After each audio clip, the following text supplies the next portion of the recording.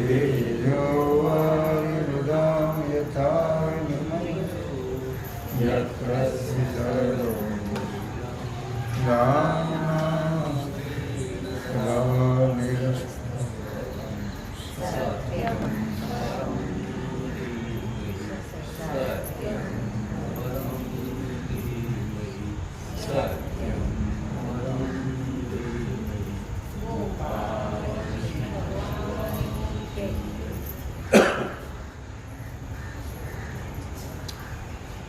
जिये यज्ञ दान तपादिके ये कर्मे आवश्यके ये न सांडावी पांथिके पाऊले दैशी.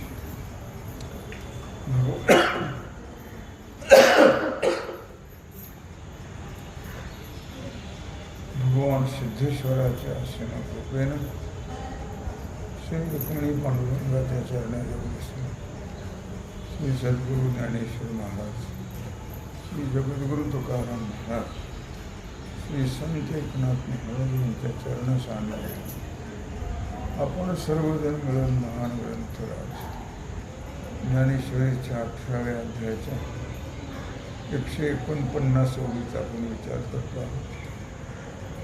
विषय आहे त्याग.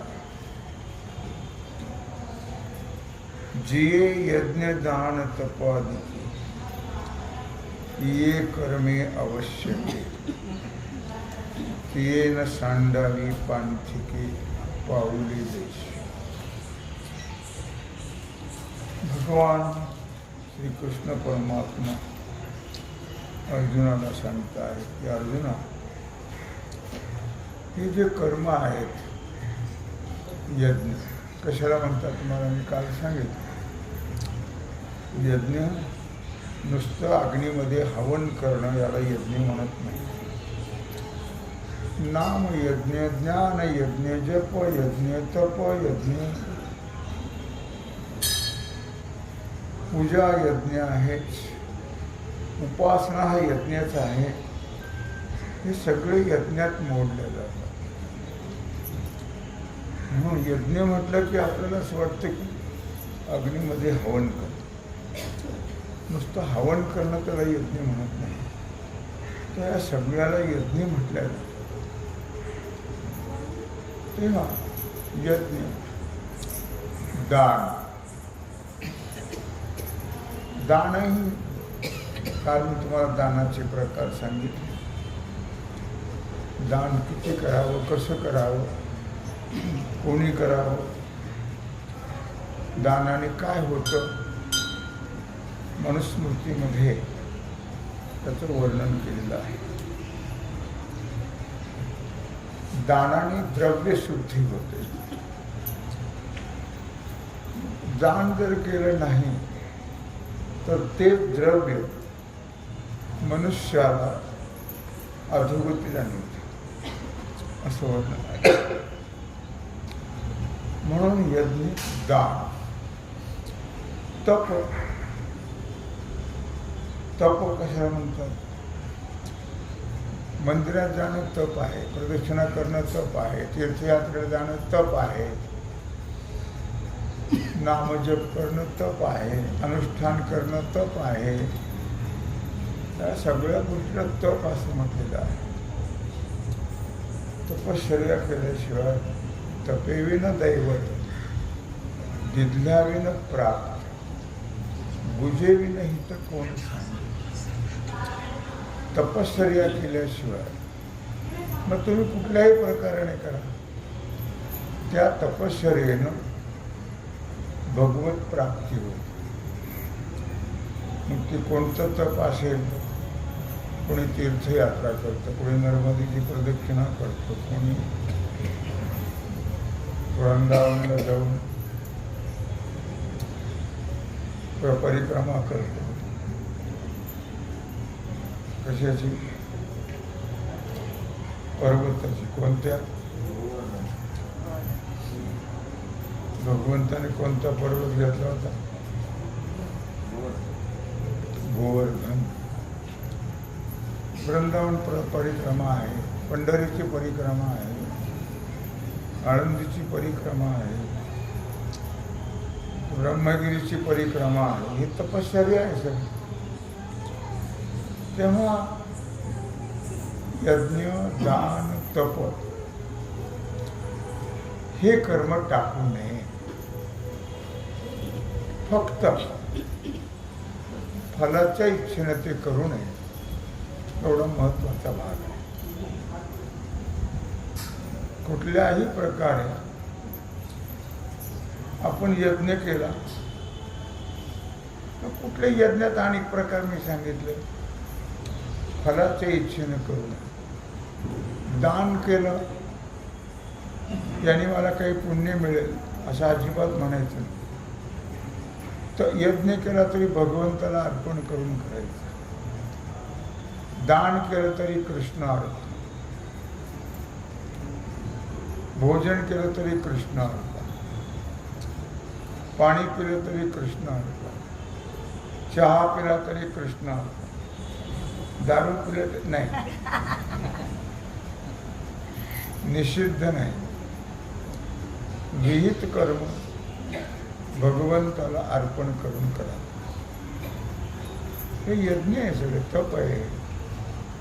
म्हणजे कुठलेही असो, दान असो, यज्ञ असो, तप असो, हे भगवत अर्पण करून करावं. म्हणजे आपण त्यात गुंतल्या जात नाही आणि आपल्याला 84 लाख योनीमध्ये एका योनीत कोट्यावधी वेळा जन्मावं लागतं आणि मरावं लागतं. ते दुःख भोगण्याची पाळी येत नाही. भगवंताला अर्पण केलं, सकाम भावनेने केलं तर मग ते भोगावया यावे देहा आहे का? मग कुठल्या देहाला यावं लागेल काही सांगता येत नाही. अहो, इंद्रासारखा जर मुंगळा होतो, इंद्रासारखा जर सर्प होतो, तर तुमची आमची काय कथा आहे हो? ज्याने 100 अश्वमेध यज्ञ केले का शतमक संपत्ती स्वर्गीची, 100 यज्ञ करून स्वर्ग मिळवला ज्याने. पद काय तो मेंबर झाला नाही, सर्व देवांचा राजा झाला, तरी पण त्याला जन्म मरण चुकलं नाही. कुठल्या जन्माला जाईल काही सांगता येत नाही. असे बाकीचे मानव तर बाकीचा विचारच करू नका. 84 लाख योनी फिरवल्या आणि एका योनीमध्ये कोट्यावधी वेळा जन्म मरणाचं दुःख भोगवलं. मग हे तर कर्म करायचं, पण भगवत अर्पण बुद्धीनं करायचं. त्याच्या फलाची इच्छा न करता करायचं. जरी तुम्ही फलाची इच्छा करून केलं तर फल तर मिळणारच नाही. कारण जसं कर्म असेल पूर्वजन्मातलं तसं फल मिळतं. तुम्ही काय दुनिया करा, काही होत नाही. लक्षात ठेवा, काही मिळत नाही म्हणून देवावर भार घालायचा नाही. माझं असं होऊ दे, माझं तसं होऊ दे, माझ्या पोराला पोरगं होऊ दे, माझ्या पोराचं लग्न होऊ दे, मला चांगली सून मिळू दे. आता चांगल्या सुनाची इच्छा करायची नाही. सध्याच्या काळामध्ये चांगल्या सुनाची इच्छा करायची, भाग्याने मिळाली तर चांगली गोष्ट आहे, पण इच्छा करायची नाही चांगल्या सुनाची. घरोघर त्याच बरी परीन सांगत नाही ती बरी काय. म्हणून सकाम कर्म करायचं नाही, भगवत अर्पण बुद्धीने कर्म करायचं. त्याला दृष्टांत दिलं. तीन सांडावी पांथिके पाऊले जैसे. प्रवासी मनुष्य आहे. प्रवासी मनुष्याने चालणं सोडू नये. चालणं जर सोडलं तर प्रवास होणार नाही. तसं कर्म सकाम केलं तर जन्म मरण चुकणार नाही. हरपले न देखीजे तव तयाचा मागून सांडिले. का तृप्त न होता लाडोटे जे भाणे जेवी. हरपले न देखीजे तव तयाचा मागू सांडी न सांडी. आपल्या काही वस्तू हरवलेल्या आहेत. अलीकडे फार सोय झाली आता कशाची. काही हरवलं, काही चोरीला गेलं तर चांगली आता सोय झाली.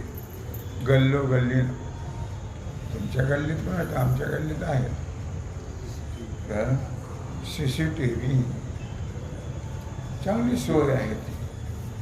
काय हरपले न देखील आपली हरवलेली वस्तू आहे,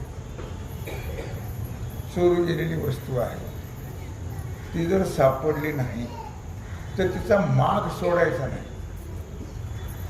माग सोडायचा नाही. केव्हा ना केव्हा तरी मिळेल ती. मग त्याच्याकरता ते आता CCTV बसवले नाही. चोराचा माग ओळखण्याकरता, चोराला ओळखण्याकरता.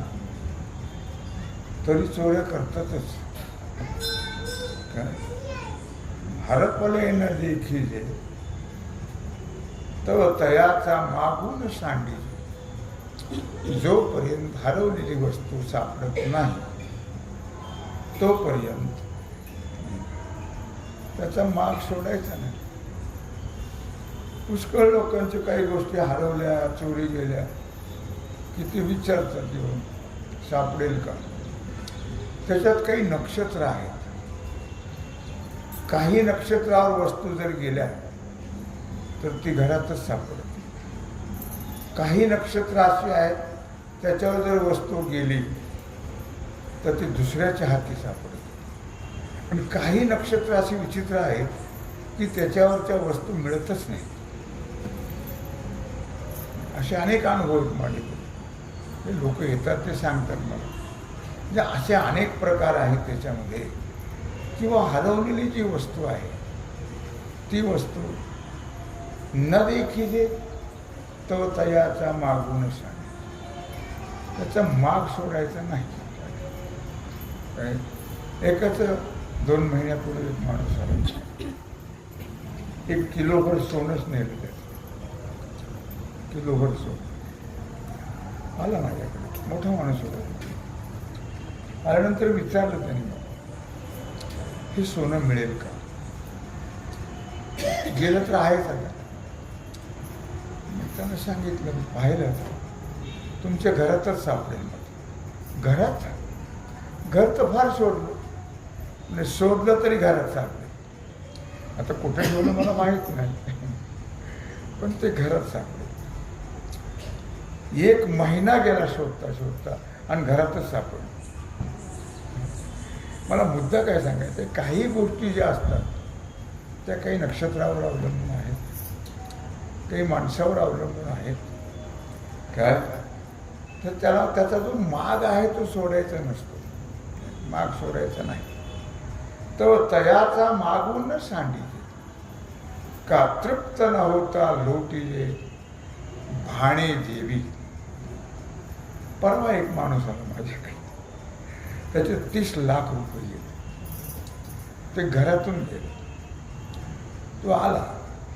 असे अनेक लोक येतात, सांगतात, विचारतात. त्याला सांगितलं दुसऱ्याच्या हाताने सापडेल. तो दुसऱ्याच्या हाताने सापडलं. त्याला काही येतात, अमकी वस्तू गेली, सापडणारच नाही, सापडतच नाही. असे काही नक्षत्र आहेत. तेव्हा अशा काही गोष्टी आहेत की ते काही मागावर सापडले जातात. म्हणून त्याचा माग न सांगितले. त्याचा माग सोडायचा नाही. त्याचा शोध सोडायचा नाही. नसेल सापडत तर शोध करूनही उपयोग हो नाही आहे. दुसरं त्याला दृष्टांत दिला पुन्हा पोषक का तृप्त न होता रोटीले भाणेचे. जोपर्यंत पोट भरत नाही तोपर्यंत नको नको म्हणायचं, नाटक करायचं नाही. नाही आता पुरे आता पुरे मग असल्यासारखं नाही. आता पुरे म्हणजे वाढा. काय हो तृप्त न होता न लोटीले भाणे जेवी. जोपर्यंत आपण तृप्त होत नाही तोपर्यंत नको आता बस नको आता बस असं म्हणायचंच नाही. पोटभर मागून घ्यायचं, पोटभर खायचं, नको म्हणायचं नाही, नको म्हटलं तर उपवासी राहावं. म्हणून कुठेही असो, घरात असो, बाहेर असो, कुठं पाहुण्याकडं जरी गेलेलं असं तरी, कुठेही असलं तरी काय हॉटेलमध्ये गेलं तर मग थोडं सांभाळूनच खावं. पण तिथं पैसे द्यावे लागतात. ते बाकी कसं आहे त्याचा नाही विचार करायला लागला. सध्या तो विचार माणसं करत नाही आहे. पण हॉटेलचं फारच छान असतं म्हणतात, फार स्वादिष्ट असतं. कारण त्यात उंदरं पडलेली असतात, झुरळे पडलेली असतात, पाली पडलेले असतात, उष्टमाष्ट असतं, त्याचे थोंके शेंबूड पडलेलं, त्याला खूप स्वाद येतो, चव येतो. काही हरकत नाही, पण तिथं जरा सांभाळून खावं. पण तिथं पैसे द्यायचेत ना, काय म्हणून म्हटलं या ठिकाणी. दुसऱ्या दृष्टाने, नाव थडी न पवता, न सांडीचे केळी न फळता. खरं तर बाहेर खाऊच नाही, पण ते कोणाला समजत नाही, कोणाला ते पटतही नाही. त्यांच्या जिभेला जी चटक लागलेली आहे ती काही सुटतही नाही, घरच्या बायका ऐकतही नाही. याला तसं ऐकावं. अगं माझं बाईलं, तुला मी पाहिलं, तुझी माझी देवी, तुझा भोप्या, तेव्हा ती सांगेल तसं ऐकावं. नाही ऐकलं तर पंचायत आहे सध्याच्या काळामध्ये. पण आईबापाचं नाही ऐकत बाबा, पण तिचा ती ऐकावंच. जयदेव जयदेव, जय माझी बायको, तू सांगशील ते मी ऐकू. काय म्हणून ती म्हणली चला हॉटेल, की जावंच लागतं, पर्याय नाही लक्षात. म्हणून ना दुसरा दृष्टांत दिला आता, नाव थळी न पवता. तर तुमच्या काळातला विचार आता करायचा नाही. आता पुढचं काय चाललंय ते बघायला. आम्ही असं करत होतो तसं ते असं अजिबात बोलायचं होतं. आम्ही बाहेरचं पाणी पित नव्हतो, सांगायचंच नाही तसं काही. आपला मोठेपणा सांगायचा नाही. तुम्हाला जसं वाटेल तसं करा, तसं आम्हाला येऊन येऊ नका, तुम्हाला जसं पटेल तसं करा असं म्हणायचं. पण त्यांना आडवं यायचं. आडवी आली की म्हातारी फार वाईट आहे. मग तिला दाखवतात कुठं घाटात. नाव थडी न पवता, न सांडीजे केळी न फळता, का ठेविले न दिसता दीपू जैसा. नाव थडिये न पवता, जोपर्यंत आपण नाव मध्ये गेली, सोडा सोडा मला बावळटपणा झालं. नाव थडिये न पवता, जोपर्यंत नाव काठाला जात नाही तोपर्यंत नाव सोडायची नाही. मध्ये सोडा, मध्ये सोडा म्हणजे मराल ना, मध्ये कुठं सोडा. नाव थडिये न पवता, काठाला गेल्याशिवाय सोडायची नाही नाव. न सांडीजे केळी न फळता, केळीच्या झाडाला एकदाच फळ येतं आणि ते फळ आलं की तिचं संपलं जीवन. ते केळीचा घड काढून घेतला की ती केळी आपोआप नष्ट होते. पण जोपर्यंत तिला फळ येत नाही तोपर्यंत झाडाचा त्याग करायचा नाही. का ठेविले न दिसता दीपू जैसा. अंधारामध्ये पुष्कळ वेळ लाईट जाते, काय काही वस्तू सापडत नाही, मग दिवा लावल्या जातो किंवा टॉर्च घेतल्या जाते.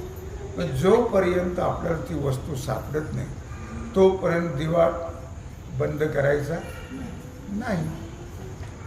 तैशी आत्मज्ञान विखी. हे सगळे दृष्टांत कशा करता दिले? या सिद्धांताकरता दिले. आता सिद्धांत सांगतात. जैसे म्हटलं की दृष्टांत आणि तैसे म्हटलं की सिद्धांत. तैशी आत्मज्ञानाविखी, जव निश्चिती नाही निकी, तव नोहावे यागादिकी उदासी. मग जोपर्यंत आपल्याला आत्मज्ञान होत नाही, लक्षात ठेवा, म्हणजे ज्याला आत्मज्ञानाची तळमळ आहे त्याच्याकरता सांगतात नाही. ज्ञानेश्वरी ही सगळ्याकरता जरी असली तरी सगळे त्याचा उपभोग घेत. ज्ञानेश्वरी ही सर्व मानव जाती करता आहे. पण मानव जातीला ते कळत नाही. त्याचा उपभोग मानव घेत हो नाही आहे, लक्षात ठेवा. म्हणून म्हटलं या ठिकाणी की तैसी आत्मज्ञानाविखी जव निश्चिती नाही निकी तव नोहावे यज्ञादिकी उदासी. जोपर्यंत ज्ञान होत नाही तोपर्यंत अभ्यास सोडू नाही. ज्यांना आत्मज्ञान करून घ्यायचं आहे त्याच्याकरता काही ग्रंथ ते अभ्यास करावा लागतो. मग जोपर्यंत ज्ञान होत नाही तोपर्यंत अध्यात्माचे जे ग्रंथ आहेत ते सोडायचे हो नाही आहे. ज्ञान झाल्यानंतर आपोआपच सुटल्या जातात, मग काही गरज नाही. एकदा ज्ञान झालं की जसं तृप्ती झाली या देशी साधने सरती अपैशी.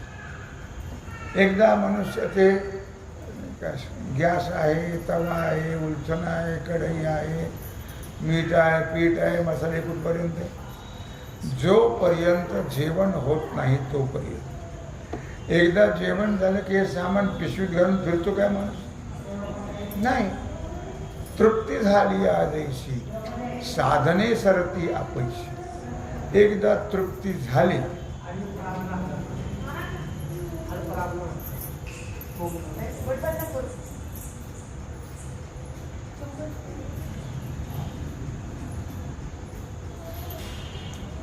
की कुठल्याही प्रकारे साधन करायची गरज पडत हो नाही. तसं आत्मज्ञान जोपर्यंत होत नाही तोपर्यंत साधना सोडायची हो नाही, लक्षात ठेवा. तव नोहावे यागादिकी उदासी. तोपर्यंत सांगितलेले मी यज्ञ करावे, दान करावं, तप करावं ते सोडायचं नाही. जोपर्यंत आपलं अंतःकरण शुद्ध होत नाही आणि त्या शुद्ध अंतःकरणामध्ये आत्मज्ञान होत नाही तोपर्यंत ही साधनं सोडायची हो नाही आहे, लक्षात ठेवा. तव नोहावे यागादिकी उदासीन. उदासीन म्हणजे ते सोडायचं नाही. तरी स्वाधिकारानुरूपे ते यज्ञे दाने तपे अनुष्ठावीची साक्षेपे अधिकेवर.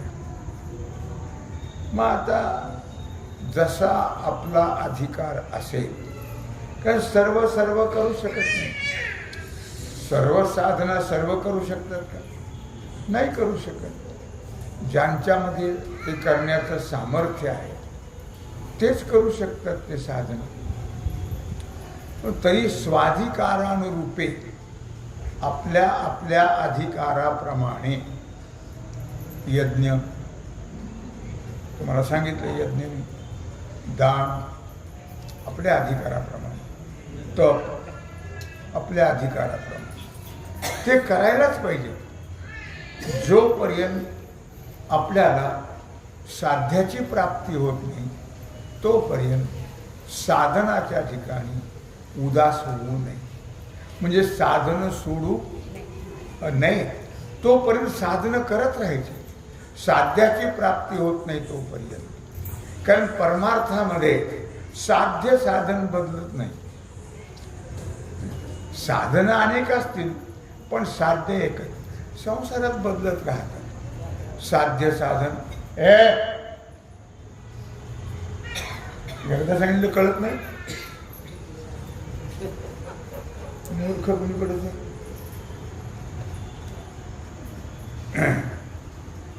ती काट्ट बरबाद करते करते जाऊ द्या, करू द्या. मग मोठे म्हणतात. काय लक्षात आलं का? काय सांगत होत तुम्ही? साधना, साध्य. संसारामध्ये साधन साध्य साधन सारखं बदलत राहत. लहानपणी आपण शाळेत जातो, आपलं काय साध्य आहे? आता साध्य आहे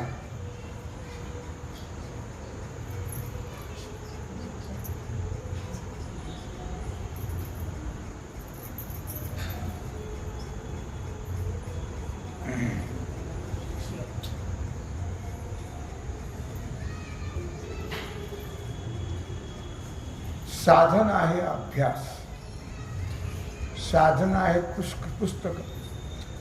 जोपर्यंत आपल्याला साध्याची प्राप्ती होत नाही तोपर्यंत साधन सोडायचं नाही. एकदा जर कक्षा बदलली की मग ते साधन बदललं. असं बदलत बदलत बदलत शिक्षण झालं. साध्य साधन बदलत गेलं. पुढे शिक्षण झाल्यानंतर आता शिक्षण झालं साधन. अगोदर साध्य होतं ते, आता बदल झाला. शिक्षण झालं साधन आणि नोकरी झाली साध्य. आता नोकरी नोकरी नोकरी नोकरी लागली नोकरी. पुन्हा साध्य साधन बदलले. आता नोकरी झाली साधन आणि पैसा झाला साध्य. झाला पैसाही मिळू लागला. पुन्हा साध्य साधन बदललं. आता नोकरी लागली. आता केव्हा बघायचं, आता केव्हा बघायचं, आता केव्हा बघायचं, आता केव्हा बघायचं. आता नोकरी पैसा झाला साधन आणि लग्न झालं साध्य. झालं होईना होईना होईना झालं लग्न. आता लग्न झाल्यानंतर पुन्हा बदललं. 4-6 महिने गेले की 4-6 महिन्यात होत असतं काय? कोंबडे काय? हो, आज लोक येतात म्हणून सांगतो मी तुम्हाला. एक म्हातारी आली माझ्याकडे, पंचांग पाय. बाबा पंचांग बघा. मी बघायला आता मला काय माहिती कशाला बघायचं. घडलेली गोष्ट सांगतो मी. बघितलं पंचांग. माझ्या घरी भोळी होती म्हातारी. ते बघितलं. ते बघितल्यानंतर आजी काय पाहिजे? अहो म्हणले पोरा लेकरू बाळच होईना. बघितलं हे पंचांग. लेकरू बाळ. लग्न होऊन किती वर्ष झाली? म्हणजे 5-6 महिने झाले. त्या वेळी पण काय आता दम झाला की थोडा काय होईल. बोलायला बसलं काही कळत नाही लक्षात. तेव्हा साधन बदललं का नाही. लग्न झालं की आता साधन काय, साध्य काय, मुलगा. असं बदलतच राहतं. ज्याच्यामध्ये साध्य साधन बदलत राहतं त्याचं नाव आहे संसार. आणि ज्याच्यामध्ये साध्य बदलत नाही त्याचं नाव आहे परमार्थ. परमार्थामध्ये एकच भगवत प्राप्ती. दुसरं साधन साध्य. मग त्याच्याकरता अनेक साधनं असतील. कोणी कुठल्या मार्गाने जाईल, कोणत्या मार्गाने, पण सगळ्याचं साध्य एकच असतं. म्हणून म्हटलं या ठिकाणी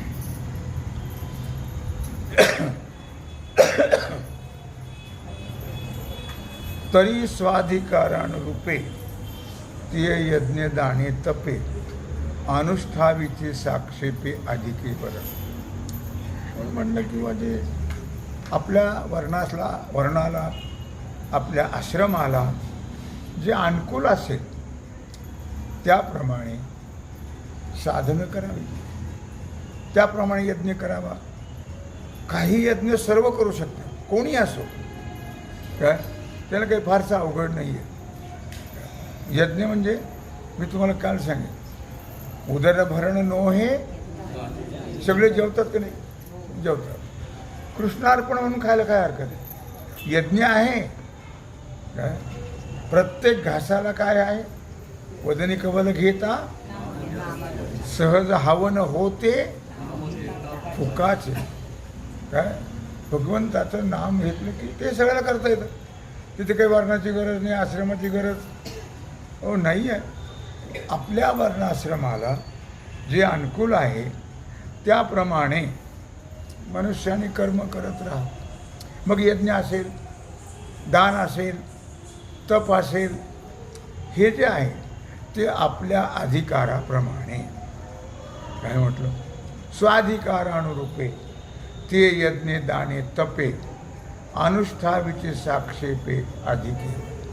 मग त्याचं जास्तीत जास्त जेवढं जास्तीत जास्त आपल्याला आचरण करता येईल तेवढं आपल्या फायद्याचं आहे. याच्यात तोटा नाही आहे. जास्तीत जास्त जेवढं करत राहा.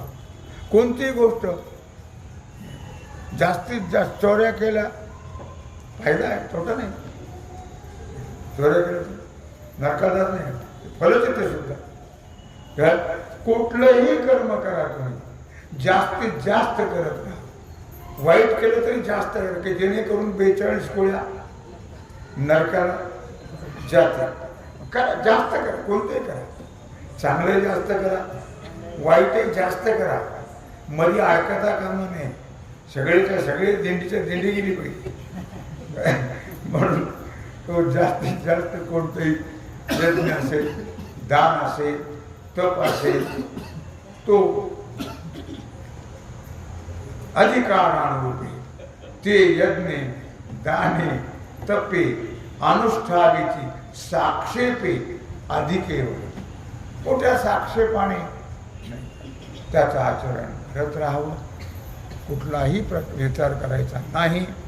त्याच्यामध्ये आपलं हित आहे, आपलं कल्याण आहे. म्हणून भगवान अर्जुनाला यज्ञ दान तप याचा विस्तार करून सांगता आहे. तेव्हा झालेली सेवा भगवत चरणी समर्पित करून राहिलेला जो सेवेचा भाग आहे तो आपण उद्या पुंडलिक